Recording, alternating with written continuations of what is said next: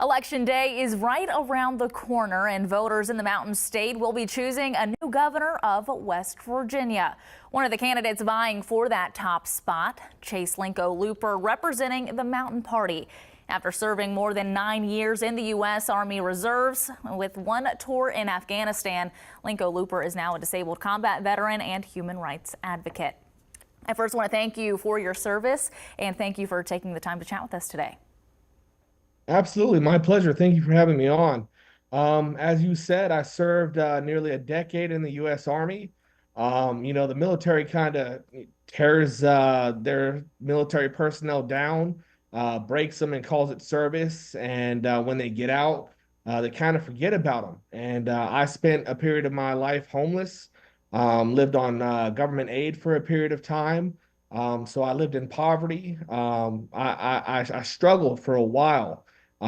So I understand what it's like here in West Virginia for a lot of West Virginians to go through that struggle and face what the Democratic and Republican parties have done to the West Virginian people. This two-party duopoly has beaten down the West Virginian people to the point of it seems like there's no return, but we have to fight back. We have to come back from this.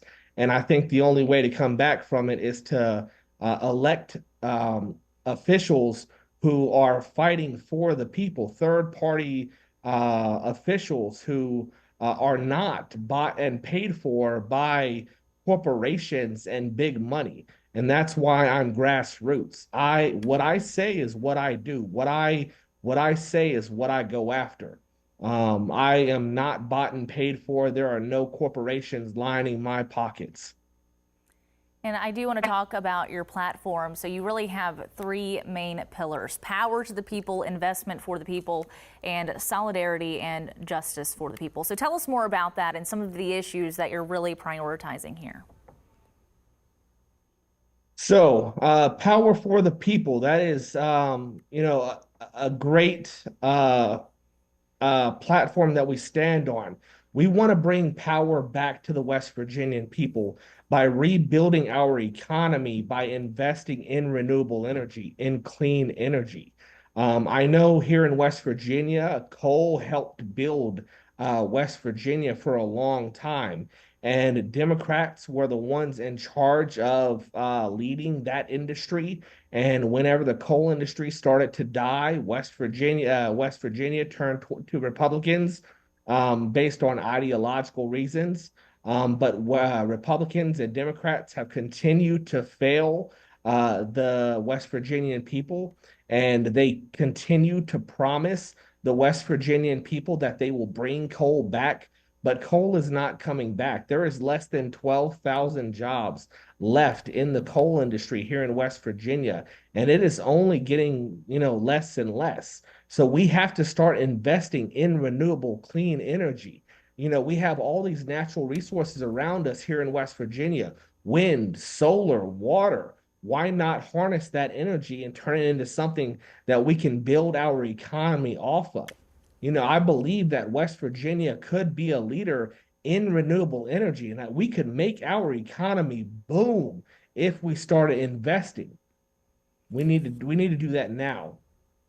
And if you are elected, you would be the youngest governor of West Virginia at 30 years old. So what do you have to say to people who think you're too young or don't have the experience some of these other candidates have? So I have heard that previously, and some might say that I don't have the numbers in years, but I have the experience throughout my life. Like I said previously in this interview, I have been homeless. I have been to war. I have experienced poverty. I have been through the ringer. I've been to hell and back, and I continue to fight. I have fought for myself. I have fought for my child. I have fought for West Virginia, and I will continue to fight for the West Virginian people. And that is what I stand for. And you referenced here in this interview, and you've mentioned in the past that West Virginia is, quote, riddled with politicians who claim to represent us, but in reality only represent big business and their own wallets. So if you are elected as governor, how would you make sure that people, especially in places like Grant, Hardee, and Pendleton counties here, are truly represented? So I would make sure that officials that are not taking corporate interests, I would take corporate interests out of the equation. I would make sure that corporate money is no longer a part of the equation when it comes to politics.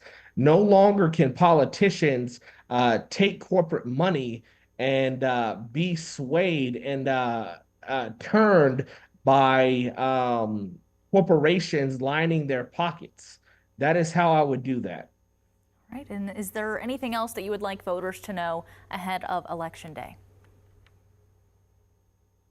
When you vote, vote your conscience. When you vote, make sure that you are not voting based on a two-party duopoly ideology. Don't feel like you have to vote for the lesser of two evils. Vote based on what you believe is the best option based on what you believe in, not the lesser of two evils. All right, Chase Linko-Looper running for West Virginia governor. Thank you so much for being here today. We appreciate it. Thank you so much for having me.